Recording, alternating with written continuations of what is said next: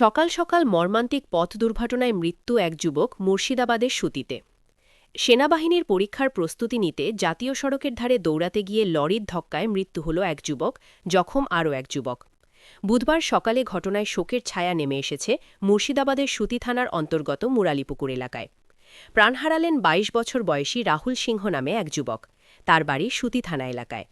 জানা গেছে, বুধবার ভোরের দিকে রাহুল ও তার সঙ্গী সুমন দাস সেনাবাহিনীর পরীক্ষার প্রস্তুতির অংশ হিসেবে শারীরিক সক্ষমতা বাড়াতে জাতীয় সড়কের পাশে দৌড়াচ্ছিলেন। সেই সময় হঠাৎ করেই পেছন দিক থেকে একটি দ্রুতগতির লরি এসে তাদের ধাক্কা দেয়। প্রত্যক্ষদর্শীদের মতে, ধাক্কার অভিঘাতে রাহুল সিংহ রাস্তায় ছিটকে পড়েন এবং গুরুতরভাবে আহত হন। স্থানীয় মানুষজন তড়িঘড়ি ছুটে এসে আহতদের উদ্ধার করে জঙ্গিপুর মহকুমা হাসপাতালে নিয়ে যান। হাসপাতালে পৌঁছানোর পর চিকিৎসকেরা রাহুল সিংহকে মৃত বলে ঘোষণা করেন। এই ঘটনায় গুরুতর আহত হন তার সঙ্গী সুমন দাস।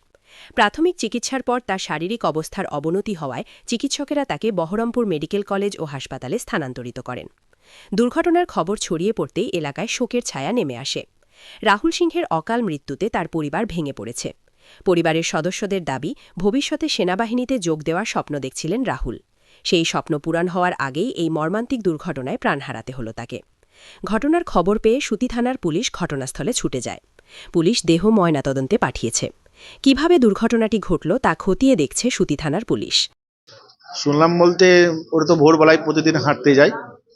এবার হাঁটতে যাওয়ার পরে ওরা যে অ্যাক্সিডেন্ট হয়েছে আমরা তো জানতে পারিনি।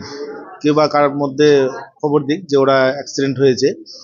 ওর কাছে একটা মোবাইল ছিল, পরে হয়তো উঠে হয়তো ফোন টোন করেছে। তারপরে অনেকেও হাঁটতে গিয়ে হয়তো টোল ট্যাক্সের গাড়িতে খবর দিয়েছে। তারপরে আমরা বাড়িতে খবর পাই যে ও অ্যাক্সিডেন্ট হয়েছে।